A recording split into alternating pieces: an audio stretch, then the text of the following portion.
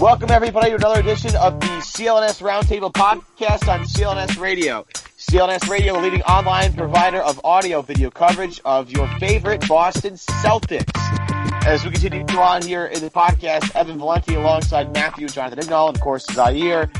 We come to you right after the Celtics beat the Cleveland Cavaliers 103-99 in what was a spectacular finish to an insane game between two really good Eastern Conference teams. There's a bunch of things to talk about in the course of this game. Boston, of course, getting another leg up in the Eastern Conference. Holding on to that 2 spot is a huge thing. Individual performances by a lot of different guys in this team that stand out all across the board. But I'll throw it to you, Zaire. Biggest win of the year, bar none, correct? Definitely the biggest win thus far. You get to really see who the Celtics are. Tonight you have a full lineup. For the most part of all the key players coming out, showing what they are and pulling one out down the stretch. I've said it over and over again. These close games, a lot of people are uncomfortable with these close games. I think the close games are great, and they show what this team really is. They don't fear crunch time. They thrive in crunch time. They looked more comfortable tonight in crunch time than the Eastern Conference champions. So this team and this game is very important. This team is proving that it is a key player in the Eastern Conference. And hold on, before we go any further, I always got to give props to the greatest player in the NBA, Isaiah Thomas, with his 31-point performance. But we slammed on Al Horford, but at the same time, we always got to give props to a guy that can fill a stat sheet like this. 10 rebounds, 10 assists, 9 points, 10 rebounds and 10 assists from your center, man. This is like, you don't ask for this. You're not paying for this, but he's giving you bonus. He's giving you something more. So we got to give props to Al Horford tonight, who without him, this win is not possible. Yeah, Al Horford had a terrific night after having very subpar first couple of games of the second half of the season after the All-Star break. Jonathan, for you, is Al the biggest star of the game? Is it Jay Crowder? Is it Isaiah Thomas? Is it Avery Bradley late? I mean, you can go to a bunch of different guys here. It's got to be Isaiah Thomas for the big shot for me, just because that turned out to be, I think, the game-winning shot. But, it was a collection of guys stepping up. We saw all the Celtics key players really do something special and do what they're great at. Marcus Smart, 2 charges down the stretch. Jay Crowder hit a big 3 and got a couple big rebounds. Al Horford was all over the floor tonight. Isaiah Thomas hits the big shot. Doesn't matter if he was inefficient. He's still the king of the fourth with plays like that. Jaylen Brown showed off the athleticism and some great defense. So I think across the board, all the guys that you really wanted to see perform. Oh, and let's not forget about Avery Bradley with a huge 3 down the stretch and incredible defense on Kyrie. Like, not just great defense, but probably, I've heard it before, but he must be the best Kyrie defender I've ever seen, because to stay in front of that guy is challenging. Marcus Smart struggles with it. I don't think anyone in the league can do it like Avery. So, every Boston Celtic player we wanted to see step up tonight really stepped up, and it was just a great win. I think that excludes Terry Rozier, but other than that, I'm going to agree with you.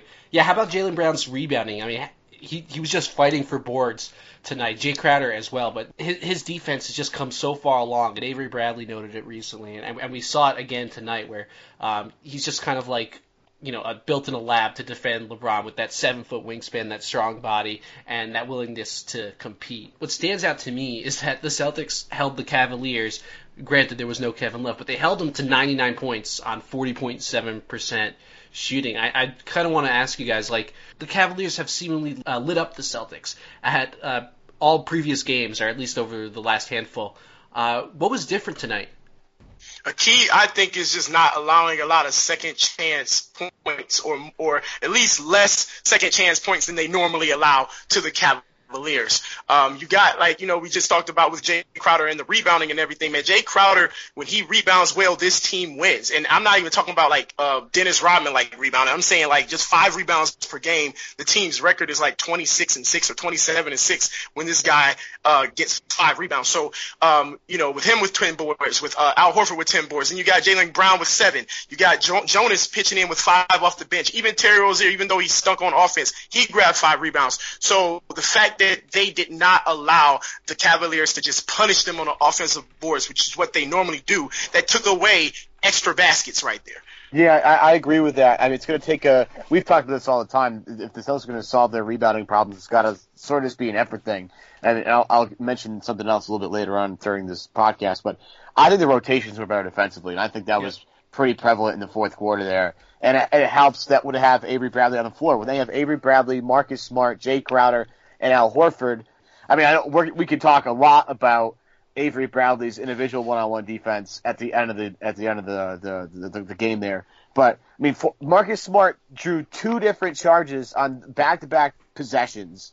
It was unbelievable, and that is a combination of great team defense, anticipation, and just willingness to go out there and do those things like that. That's what makes the Celtics defense so special, because they have 4 guys that are really great team and help defenders. And when ball screens are set, and I think Marcus on that 3 by Korver at the end of the game, that was a brilliant job by Tyronn Lue to draw up out of the timeout with like 40 seconds to go. Marcus took the wrong route on that to get there. He usually doesn't make wrong reads, but even when they make wrong reads, they're so good at reacting and closing out. They're a really tough team because of that. And adding Jaylen Brown to that mix makes them even tougher to guard because somebody gets a break. Yeah, I'm going to piggyback on that. I think that the rotations were just really on point, and the help defense was pretty great today. I know Cleveland seemingly got a ton of wide open shots, but you always got to have 2 guys guarding LeBron at the rim when he takes it in, and then that's going to leave their shooters open, and they just have so many shooters around that you're bound to make mistakes. But I thought the Celtics did a much, much better job tonight at reading and reacting to the moving chess pieces of Cleveland, and credit Kelly Olynyk for excellent help defense as well. Everybody was just kind of on their game defensively, and hopefully we could see that intensity start to become more and more consistent, because it's something that this team has struggled a bit with. Jay Crowder's play overall, from offense and on the rebounding end, is critical to this team's success. He's got to get to the free throw line. He's got to be more active as a scorer on this basketball team and take not really. I don't see him. I don't see it as taking rebounds away from Avery Bradley, because there's enough rebounds to go around. But taking shots away from other people who can't shoot.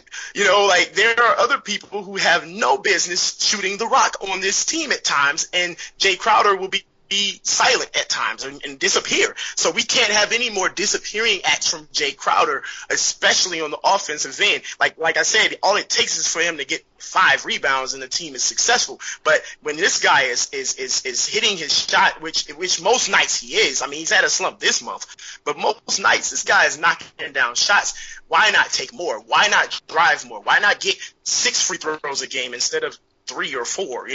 Why not do that? I think that this guy is definitely just a key contributor when it comes to scoring the basketball, because he does it well when he tries. It's almost like a truism in the NBA. You play harder than the other team, you're going to win. And I think that's the main thing that the Celtics can control. They're good enough on offense that, most nights they're going to put up 100 without breaking a sweat. They got enough shooters, and they got Isaiah Thomas. The ball will generally find the open guy with this team. I think what you can't control, and this is something the Celtics were probably a little bit better at last year, they're going to have to be like this in order to win the playoffs. They're going to have to play hard. They're going to have to be even with other teams on the glass and generate steals and force turnovers and just generally make things hard on the other team. And I thought they were really successful on that in the Cleveland game. And Brad Stevens said that he's not ready to coordinate their defense just yet, but clearly defensively there's something of a blueprint here. But we'll see if the Celtics can ride this wave down the stretch, because although their offense has not been great since they've come out of the All-Star break, aside from that Atlanta game, their defense has been pretty solid. This is a perfect Marcus Smart game for Zaire. 4 and 9, 8 assists, 2 rebounds, 9 points. That's like the sweet spot for Just Marcus Smart Marcus. for Zaire. Don't force it up. Just pass it. Unless he's wide open. Look for the open guy, Marcus. Hey, he dunked off 1 foot tonight. No, that was 2. I rewound it. That was 2? I don't have DVR. Damn. This was a great offensive night. It wasn't like eye-popping scoring-wise, but for what they needed to do, they were efficient. They weren't kicking the ball all over the gym, and they weren't just, blanking on every shot. So I'm not mad at this. Honestly, I thought it was a great offensive performance. I enjoyed it maybe even more than – we're used to Isaiah Thomas taking over, but Avery Bradley, Jay Crowder, Al Horford played great down the stretch. Jaylen Brown hit a big three. Like, everyone contributed on the offensive end. Once again, going back to Al Horford, I looked and I saw that the Celtics are 9-6 when he shoots under 40%. Okay, that's not bad winning wise, and the reason why is because he does other things, and that's the thing is if you can't hit your shot, find something else to do and focus on it and do it well and stop shooting. That's what I think the key is to this basketball team. And tonight it showed. Yeah, there were some guys. Even Avery didn't have the best shooting night, but he hit some shots when it mattered, and other guys filled in those roles, man. And this is a deadly basketball team if they find themselves offensively every single night. Top comment on the Reddit postgame thread: "The world is round." Yeah. I don't know. Kyrie plays it like it's not. He's crazy, man. Kyrie is unbelievable.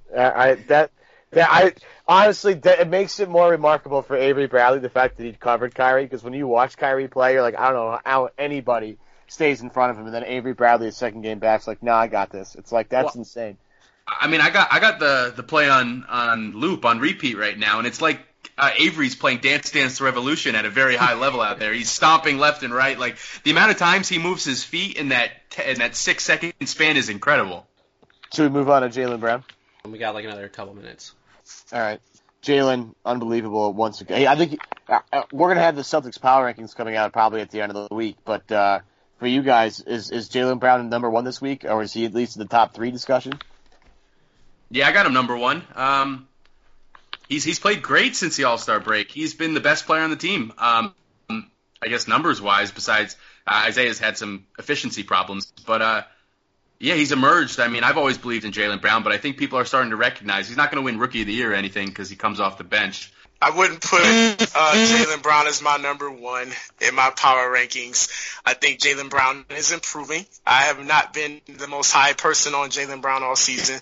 I think he's definitely improving. It's definitely showing, but I think we have to be patient with this guy, and we have to accept, like, when he gives us big moments, we have to take those big moments, hold them close to our hearts, and say, okay, this is great, but we cannot find ourselves in a position where we are relying on this guy. So, I think, and that's when I think he in many games, he does his thing kind of quietly, not in the most critical moments, but just through the pace of the game, which is cool, and it's showing that he's learning something. But, to sit there and hit your ride, and just be like, oh, he's not number 1. He shouldn't be number 1 in anybody's power rankings this week at all. He's a bit player, man, and he's doing a good job in the last few weeks. So it's true. I think it's interesting. A buddy of mine made this point that at the end of the Cavaliers game, that Jaylen Brown is in, well, not at the exact end, but towards the end of the game, like, Jaylen Brown is in the game and playing meaningful minutes against, like, the best team in the league. So I think it's interesting to watch the evolution of Jaylen Brown and how he's really figured out how to be an effective player at that moment and still learn things as he goes. Like, Zaire, you talk about, doing something and doing it well. I feel like Jaylen finds a way to do something really well on the basketball floor, so he keeps playing and then tries to add other stuff as he goes along. The ceiling here is just very interesting. If he can, utilize his offensive potential, where he's a devastating low post player. He's starting to figure out how to shoot from the corners, especially from 3-point range. He's got to work on finishing at the rim and work on the clock awareness a little bit. Yeah, and clock awareness too. And his handle, but he's got to work on all these things. But, like, if he's putting the work already on those other things, like shooting from the corner and working on his low post game, like, if he develops these other parts of his game, he's going to be unbelievable on both sides of the floor. Matt, do you think he'll be a better offensive player or a defensive player? Man, I don't know. I mean, I guess defensive player is like the safer choice. But obviously he could become a really good offensive one if he puts it all together. But that's something that takes a lot of time to do, to go from, the 5th option on an offense to being like the 1st or a 2nd option. So the big question is, where will Jaylen Brown rank in our Celtics podcast power rankings? I mean, do we really want to spoil it here? Nah, we're going to tease it. This is called the tease in radio, right? So what I'm going to do... Educate me. So it's called the tease. So you want to listen in where does Jaylen Brown rank in our Celtics power rankings? Find out on Saturday when we drop that podcast. For Matthew Ignall, Jonathan Ignall, Zaire, I'm Evan Valenti. I'll see you guys next time.